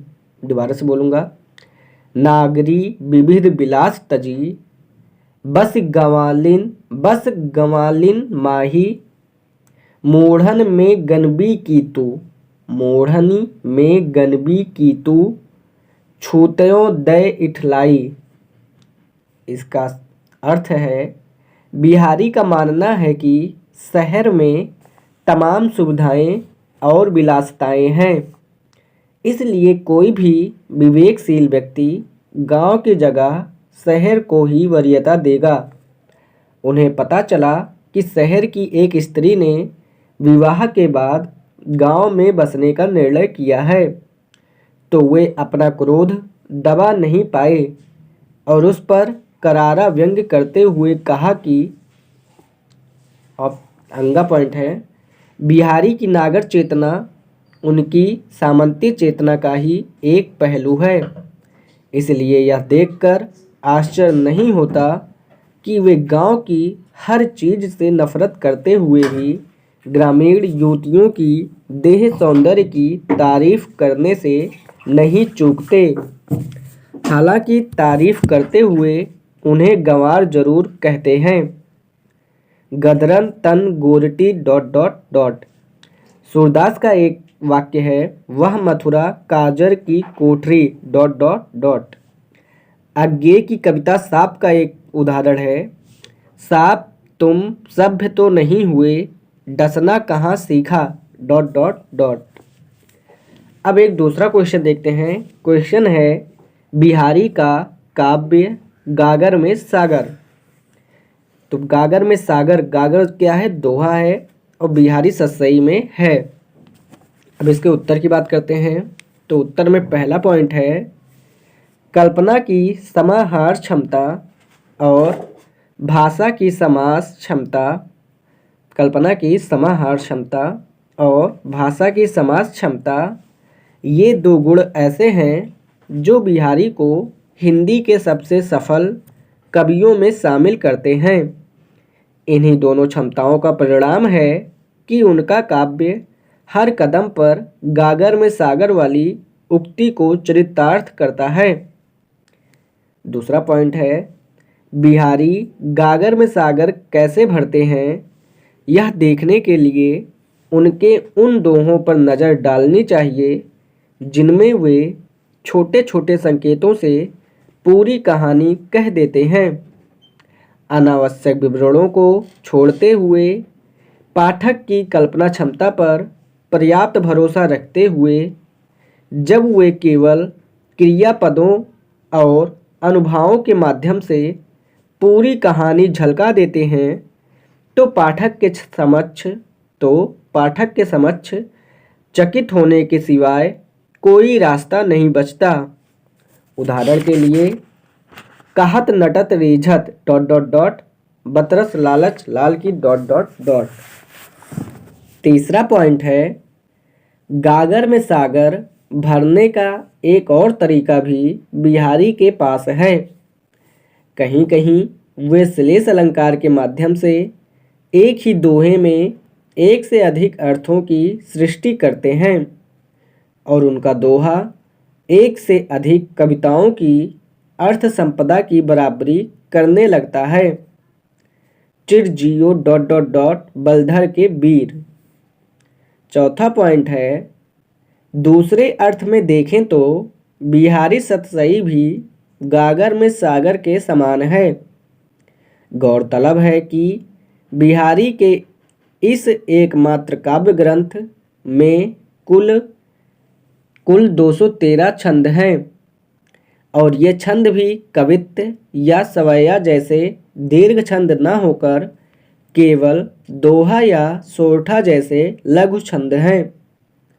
बिहारी ने न तो तुलसी, जायसी या चंद्रबरदाई की तरह बृहद आकार के प्रबंध काव्य रचे हैं और न ही सूरदास की तरह लाखों मुक्तक रचे हैं। उनकी कुल काव्य संपदा 713 लघु छंदों की है और उसमें भी उन्होंने काव्य शास्त्र के विभिन्न संप्रदायों से लेकर राजनीति, समाज, ज्योतिष शास्त्र, चिकित्सा शास्त्र, धर्म, भक्ति आदि सभी पक्षों का समाहार कर लिया है। फिर इसका कोई एक उदाहरण दे देना है। अतः यह कहना एकदम उचित है कि बिहारी का काव्य गागर में सागर है। अब एक और क्वेश्चन का उत्तर देखते हैं। क्वेश्चन है, सतसैया के दोहरे, इस पर टिप्पणी करना है। तो इसके उत्तर में पहला पॉइंट है, यह प्रसिद्ध दोहा किसी अज्ञात कवि द्वारा लिखा गया है जो बिहारी सतसई की खूबियों को बखूबी प्रस्तुत करता है। सतसैया के दोहरे डॉट डॉट डॉट गंभीर। दूसरा पॉइंट है, सतसैया के दोहे दिखने में छोटे लगते हैं किंतु गंभीर घाव करते हैं। इस कथन में एक से अधिक संदर्भ छिपे हैं। जहाँ तक दोहों के छोटा दिखने का प्रश्न है, यह बात अपने आप में महत्वपूर्ण नहीं है, क्योंकि दोहा छंद 48 मात्राओं का ही होता है, चाहे उसका प्रयोग कोई भी कवि करे। विलक्षण बात यह है कि बिहारी ने छोटे से छंद दोहे में गंभीर घाव करने की क्षमता विकसित की है। तीसरा पॉइंट है, गंभीर घाव का पहला अर्थ है गंभीर प्रभाव। जब बिहारी दोहे जैसे लघु छंद में कुछ ऐसा चमत्कार कर देते हैं कि पाठक खुद को संभाल नहीं पाता, तब इसे गंभीर घाव की उपमा दी जाती है। उदाहरण के लिए कई स्थानों पर बिहारी ने एक ही दोहे में क्रियापदों या श्लेष अलंकार के प्रयोग से कई दोहों के बराबर अर्थ भर दिया है। कहत नटत रेझट ... बतरस लालच लाल की ... चिर जियो ... चौथा पॉइंट है, गंभीर घाव का दूसरा अर्थ है तीखा कटाक्ष। कहीं कहीं बिहारी अपने दोहों के माध्यम से इतना तीखा व्यंग्य करते हैं कि सुनने वाला तिलमिला जाता है और उसके पास जवाब देने को कुछ नहीं बचता। विशेष रूप से सामाजिक आडंबरों और छल कपट करने वाले व्यक्तियों पर बिहारी ने ऐसे व्यंग्य किए हैं। उदाहरण के लिए निम्नलिखित दोहे में वे ज्योतिषी के माध्यम से समाज में चल रहे नैतिक विचलन पर व्यंग्य करते हैं। चित पितु मारक ... अब एक और क्वेश्चन का आंसर देखते हैं। क्वेश्चन है, बिहारी का अर्थ गर्भत्व, जिसके उत्तर में पहला पॉइंट है, अर्थ गर्भत्व का आशय है कविता में अर्थों को इस तरह से पिरोना कि एक से अधिक अर्थ उसमें युगपत उपस्थित हों। यह गुण होने से कविता अधिक संभावनाशील हो उठती है और विभिन्न पाठक अपने अपने नज़रिए से उसमें उपयोगी अर्थों की तलाश कर पाते हैं। दूसरा पॉइंट है, बिहारी की ख्याति कल्पना की समाहार क्षमता और भाषा की समाज क्षमता की दिग्गज के रूप में है। इन दोनों क्षमताओं का बखूबी प्रयोग करते हुए उन्होंने दोहे जैसे लघु छंद में भी एक से अधिक अर्थों को पिरोने में महारथ हासिल की है और इसी महारथ के कारण उनके काव्य को गागर में सागर कहा जाता है। तीसरा पॉइंट है, गागर सागर वाले प्रश्न का 2 और तीसरा पॉइंट लिखना है। चौथा पॉइंट है, क्रियाओं और अनुभवों के माध्यम से पूरी कहानी लिख दी है। उदाहरण है कहत नटत ... बतरस लालच ... पांचवा पॉइंट है, कहीं कहीं श्लेष अलंकार के माध्यम से एकाधिक अर्थ भर दिए हैं। उदाहरण है चिर जियो ... बलधर के वीर। एक और क्वेश्चन है, बिहारी की बहुज्ञता। बिहारी की बहुज्ञता, इसके उत्तर में पहला पॉइंट है, जिन कारणों से बिहारी हिंदी साहित्य के सबसे सफल कवि माने जाते हैं, उनमें से एक कारण उनकी बहुज्ञता भी है। जीवन के विभिन्न क्षेत्रों और ज्ञान के विविध अनुशासनों तक उनकी व्यापक पहुँच थी और इस व्यापक पहुँच ने उनके काव्य को गहराई दी है। ज्योतिष से लेकर आयुर्वेद, गणित से लेकर भौतिकी और शास्त्रों से लेकर लोक जीवन तक उनके ज्ञान का विस्तार है। दूसरा पॉइंट है, बिहारी को मूल रंगों और मूल रंगों के संयोग से बनने वाले मिश्रित रंगों का ज्ञान था, जिसे आजकल भौतिकी में पढ़ा जाता है।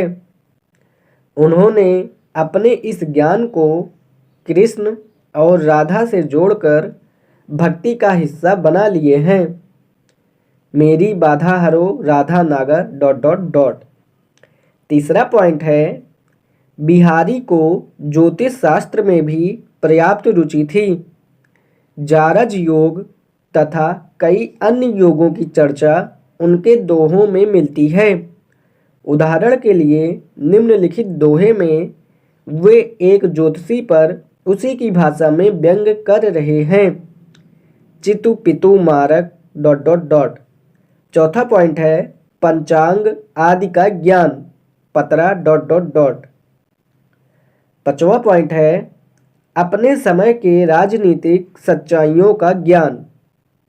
उदाहरण है, सवारथ सुकृति न शरम व्याथा डॉट डॉट डॉट।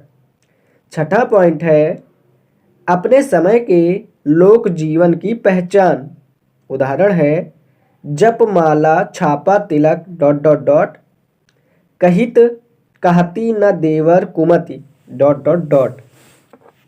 सातवां पॉइंट है, पौराणिक प्रतीकों के बारे में भी बिहारी की व्यापक जानकारी थी। उन्होंने द्रौपदी के चीरहरण, कृष्ण द्वारा गोवर्धन पर्वत उठाए जाने की घटना, सीता की अग्नि परीक्षा जैसे प्रसंगों को अपने दोहों में उदाहरण की तरह इस्तेमाल किया है। राधा और कृष्ण पर बात करते हुए वे कहीं कहीं राधा के पिता वृषभानु और कृष्ण के भाई बलराम को भी चर्चा का विषय बनाते हैं। उदाहरण के लिए, चिरजियो डॉट डॉट डॉट बलधर के वीर। एक और क्वेश्चन है, कल्पना की समाहार क्षमता और भाषा की समास क्षमता। कल्पना की समाहार क्षमता और भाषा की समास क्षमता। इसके उत्तर में पहला पॉइंट है, गागर में सागर वाली भूमिका लिखें, 2-4 शब्द बदलकर। दूसरा पॉइंट है, बिहारी की सबसे बड़ी विशेषता कल्पना की समाहार क्षमता है। अंग्रेजी के स्वच्छंदतावादी रचनाकार सैमुअल टेलर कॉलरिज ने कल्पना पर व्यापक चिंतन किया है और भारतीय काव्यशास्त्र में प्रतिभा विवेचन के तहत इस क्षमता पर विचार किया गया है। कल्पना की समाहार क्षमता का अर्थ है कि कोई कवि किस प्रकार अपने जीवन में अनुभव किए गए विभिन्न दृश्यों, ध्वनियों और स्मृतियों को आपस में जोड़कर अपनी रचना का हिस्सा बनाता है। कॉलरिज के शब्दों में कहें तो कल्पना का ऊंचा स्तर वहाँ दिखता है जहाँ विभिन्न अनुभव इस प्रकार जोड़ दिए जाएं कि उनमें सात्यवी एकता यानी ऑर्गेनिक यूनिटी विकसित हो जाए, अर्थात वे परस्पर अविच्छेद्य हो जाए। बिहारी की कल्पना क्षमता ऐसी ही है। उदाहरण के लिए निम्नलिखित दोहे में उन्होंने अपने जीवन के विभिन्न क्षणों में अनुभूत दृश्यों को इस तरह जोड़कर एक कर दिया है कि गतिशील बिंब पाठक की चेतना में चलचित्र की भांति दृश्यमान होते हैं। उदाहरण है, कहत नटत रीझत खीजत डॉट डॉट डॉट। तीसरा पॉइंट है, बिहारी की दूसरी क्षमता है समास क्षमता। समास शैली भाषा की वह शैली है जिसमें गहरे भावों या विचारों को बहुत कम शब्दों में कहा जाता है। यह व्यास शैली के विपरीत है जिसमें लेखक अपनी बात को विस्तार से समझाता है। उपन्यास और प्रबंध काव्यों में व्यास शैली की गुंजाइश होती है, किंतु मुक्तक की महानता समास शैली में है। किंतु मुक्तक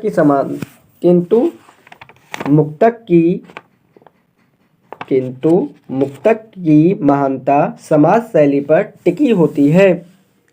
बिहारी ने मुक्तक रचे हैं और उसमें भी सिर्फ दोहे जैसे लघु छंदों को चुना है। ऐसे में गागर में सागर भरने का ही उपाय था कि समाज शैली के सूक्ष्म प्रयोग से वे अपने दोहे में बहुअर्थ गर्भत्व दिखाएं। वे अपने दोहे में बहुअर्थ गर्भत्व दिखाएं। ऐसा करने में वे अत्यंत सफल रहे। का पॉइंट है पूरी कहानी बतरस लालच लाल की ... खा पॉइंट में श्लेष अलंकारों से दो अर्थ। निष्कर्ष अगर हम बात करें निष्कर्ष तो कमाल धमाल कर दिया है। सतसैया के दोहरे ... घाव गंभीर, ये उदाहरण। अब शुरू करते हैं एक और नया काव्यधारा जिसका नाम है रीत मुक्त या रीत स्वच्छंद। रीत मुक्त या रीत स्वच्छंद में कवि हैं घनानंद, ठाकुर, बोधा, आलम और द्विजदेव। रीत मुक्त या रीत स्वच्छंद में बाहरी स्वरूप इसका क्या है? बाहरी स्वरूप का मतलब है शुरू के रीत काव्य तथा रीत सिद्ध से समानता। शुरू के रीत काव्य तथा रीत सिद्ध से समानता। अंतर की बात करें अगर कविता, प्रेम और शिल्प में, तो कविता क्या है? साध्य या सम्मान है। कविता साध्य या सम्मान है। प्रेम क्या है? यह प्रेम को आखेट यानी शिकार के रूप में नहीं देखते। यह प्रेम को आखेट यानी शिकार के रूप में नहीं देखते। और शिल्प में क्या है? शिल्प अनुभूति के आधार हैं। भावगत मार्मिकता है। भावगत मार्मिकता के लिए अलंकारों का प्रयोग है। प्रयोग गहन भावों के लिए, प्रयोग ना कि चमत्कार के लिए। प्रयोग गहन भावों के लिए, प्रयोग ना कि चमत्कार के लिए। इसी के साथ हिंदी साहित्य लेक्चर नंबर 95 यहीं पे समाप्त होता है। हिंदी साहित्य क्लास 96 बिहारी से संबंधित प्रश्न, जिसमें है कॉलरिज का कल्पना है यानी इमेजिनेशन। तो कॉलरिज के कल्पना में प्राथमिक कल्पना है जीवन के विभिन्न अनुभवों को अपनी स्मृति में बसाना। कॉलरिज के कल्पना का दूसरा कल्पना है रचना करते समय अपने प्राथमिक कल्पना यानी जीवन के अनुभवों को इस तरह से जोड़ना कि आंगिक एकता बन जाए। और फैंसी, तीसरा कल्पना है फैंसी यानी ललित कल्पना, जिसका मतलब है स्मृतियाँ साथ साथ रख दी गई पर उनमें आंगिक एकता नहीं है। अब देखते हैं यूपीएससी में जो बिहारी से पूछे गए प्रश्न हैं। तो पहले प्रश्न के उत्तर में बिंब योजना, अर्थगर्भत्व, गागन में सागर, कल्पना का समाहार, भाषा की समाज क्षमता आदि के बारे में लिखेंगे। क्वेश्चन नंबर 4 के उत्तर में पहला पॉइंट है रीत काल को कुछ समीक्षकों ने भक्ति काल का उत्तरवर्ती श्रृंगार खंडन कहा है। रीत काल को कुछ समीक्षकों ने भक्ति काल का उत्तरवर्ती श्रृंगार मंडन कहा है। जब डॉक्टर रामस्वरूप चतुर्वेदी ने इस कथन का प्रयोग किया तो उसका आशय यह था कि भक्ति काल के अंतिम दौर में प्रेम रचनाओं के केंद्र में आ चुका था, किंतु उस पर आध्यात्म का आवरण बचा हुआ था। 300 वर्षों के लंबे काल में जन रुचियाँ बदलने लगी थीं और अब सांसारिकता के प्रति मोह दिख रहा था। बिहारी और अधिकांश रीतकालीन कवियों ने प्रेम पर पड़े आध्यात्मिकता को हटा दिया और सांसारिक या इहलौकिक प्रेम की स्थापना की। अगला पॉइंट है यही कारण है कि बिहारी के प्रेम की अधिकांश कविताओं के नायक नायिका साधारण मध्य वर्ग के युवक युवतियाँ हैं, जिनके प्रेम में कोई धार्मिक या आध्यात्मिक पक्ष नहीं है। अगला पॉइंट है यहाँ तक कि जब बिहारी कृष्ण और राधा के प्रेम को विषय बनाते हैं, वहाँ भी प्रेम की आध्यात्मिकता को नज़रअंदाज करते हुए केवल उन्हीं हिस्सों पर बल देते हैं जो उसे लौकिकता प्रदान करते हैं। इसीलिए उनकी राधा नागरी है और राधा कृष्ण के प्रेम के दृश्य साधारण नायिका नायिकाओं जैसे ही हैं। उदाहरण है बतरस लालच डॉट डॉट डॉट। अगला पॉइंट है बिहारी का सौंदर्य भी ऐसा ही है। वह मूलतः छंद का सौंदर्य है, चमक दमक का सौंदर्य है, जो श्रृंगार की भूख को ही आंदोलित कर पाता है। उसमें आत्मा या हृदय का सौंदर्य मायने नहीं रखता है। उदाहरण अंग अंग डॉट डॉट डॉट। पांचवें प्रश्न के उत्तर में लिखेंगे पॉइंट है बिहारी रीत सिद्ध कवि हैं। इस परंपरा के मुताबिक उन्होंने कुछ लक्षण ग्रंथ तो नहीं लिखा है, किंतु उनकी हर कविता किसी न किसी काव्य शास्त्रीय प्रतिमान को आधार बनाकर चली है। वे रसवादी थे, इसलिए स्वाभाविक है कि रस सिद्धांत के विभिन्न पक्ष उनके काव्य में शामिल हों। रसों में श्रृंगार को रसराज माना गया और बिहारी खुद भी श्रृंगार को रचनाओं के केंद्र में रखते आए हैं। इसलिए श्रृंगार रस की जो सूक्ष्मताएं बिहारी सतसई में दिखती हैं वैसी अन्यत्र नहीं। कुछ समीक्षक यहाँ तक कहते हैं कि रस चिंतन की जो सूक्ष्मता केशवदास की रसिक प्रिया में दिखती है और श्रृंगार का जैसे रस राजत्व मतीराम ने ललित ललाम और रस राज में दिखाया है, लगभग वही स्तर बिहारी सतसई में भी बिना लक्षणों परिभाषाओं के दिखाई पड़ता है। अगला पॉइंट है श्रृंगार रस के दो भेद माने गए हैं, संयोग और विप्रलंभ। संयोग पर लिखा है बतरस लालच डॉट डॉट डॉट, वियोग पर लिखा है इति आवत डॉट डॉट डॉट। अगला पॉइंट है रस योजना में रस निष्पत्ति की बड़ी भूमिका है। रस निष्पत्ति के लिए अस्थायी भावों की विभाव, अनुभाव और संचारी भाव से क्रिया प्रतिक्रिया होनी आवश्यक है। बिहारी मुक्तक के कवि हैं और दोहे जैसे लघु छंद में रस निष्पत्ति की प्रक्रिया का पूरा होना संभव नहीं है, इसलिए वे अनुभावों पर केंद्रित रहते हैं, क्योंकि अनुभावों की ताजगी और बिंब क्षमता से बहुत कम शब्दों में ही रसात्मकता साधी जा सकती है। उदाहरण है कहत नटत रेझत डॉट डॉट डॉट।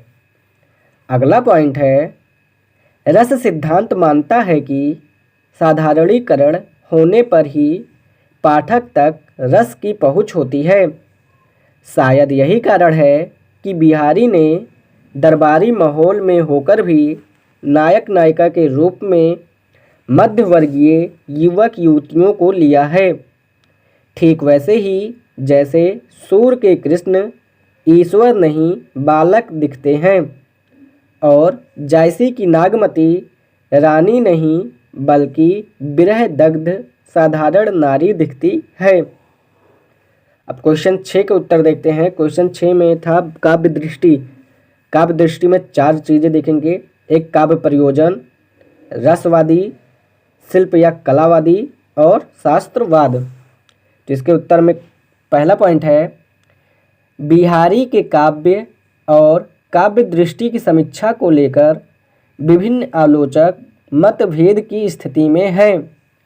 जो आलोचक शास्त्रवाद, फलावाद या रसवाद को साहित्य का सही रास्ता मानते हैं, उनकी नज़र में बिहारी हिंदी के सर्वश्रेष्ठ कवि हैं, यहाँ तक कि कबीर और तुलसी से भी बेहतर। दूसरी ओर जो समीक्षक स्वच्छंदतावाद, प्रगतिवाद या लोक मंगलवाद को साहित्य का समुचित मार्ग मानते हैं, उनकी राय में बिहारी की कविता साहित्य के ऊंचे स्तर को नहीं छू पाती है। उसमें चमक दमक भले हो, जीवन की गहराई नहीं है।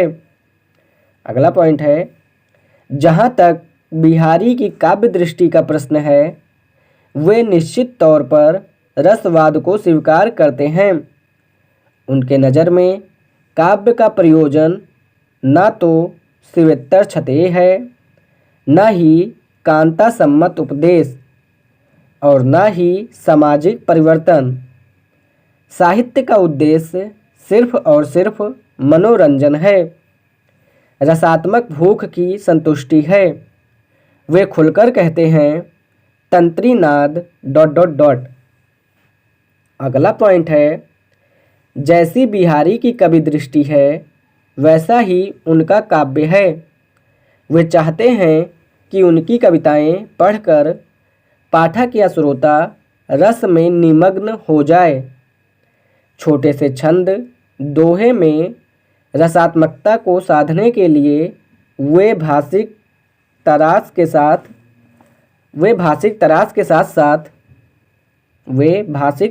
साथ साथ अनुभवों और बिंबों की सघन योजना बनाते हैं और उनकी हर कविता निश्चय ही प्रभाव के मामले में प्रबंध काव्यों को चुनौती देती है।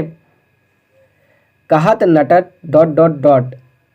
अगला पॉइंट है, आलोचकों का मानना है कि बिहारी की कविता लोकमंगल की सिद्धावस्था की कविता है।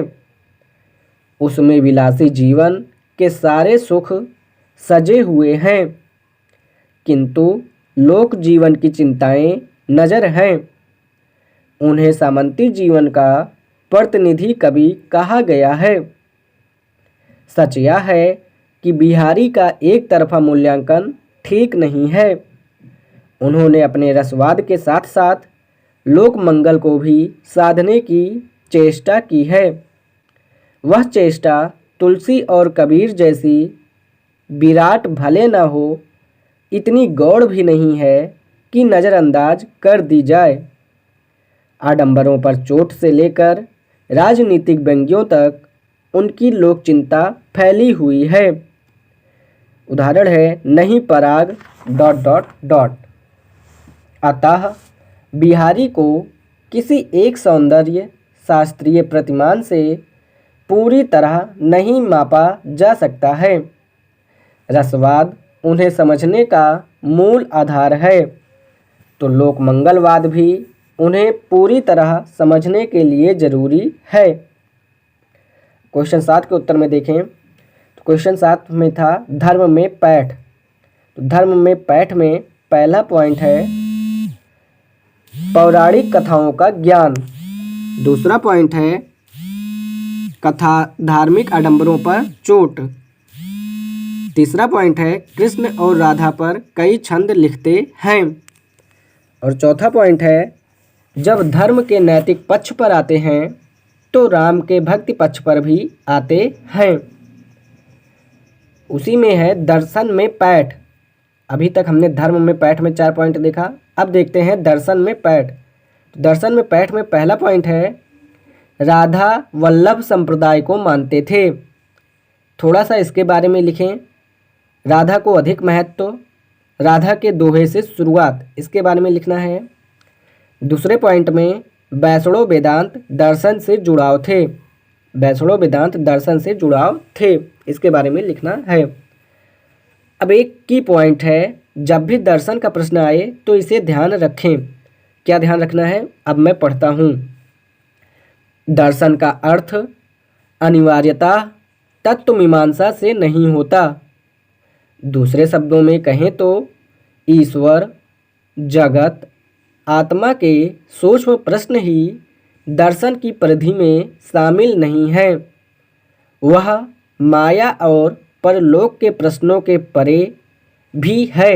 वह माया और परलोक के प्रश्नों के परे भी है। वह यह भी है कि कवि की अपने समय के समाज और राजनीति के प्रति क्या वैचारिकता है। इस दृष्टि से देखें तो बिहारी के दर्शन में तत्व मीमांसा भले कम दिखे, समाज मीमांसा और राजनीति मीमांसा पर्याप्त दिखती है। ठीक। अब क्वेश्चन 9 में था ध्वनिक्षम संभावना। ध्वनिक्षम संभावना में लिखेंगे अनुप्रास अलंकार के बारे में। एग्जाम्पल है कहट नटत ... उसके बाद है रसाभिव्यक्ति। रसाभिव्यक्ति में श्रृंगार रस और भक्ति रस लिखेंगे और श्रृंगार रस का उदाहरण दे देंगे और भक्ति रस का उदाहरण दे देंगे। तो ये था रसाभिव्यक्ति और ध्वनिक्षम में संभावना में अनुप्रास अलंकार के बारे में बता देंगे। तो इसी के साथ लेक्चर नंबर हिंदी साहित्य का 96 यहीं पर समाप्त होता है।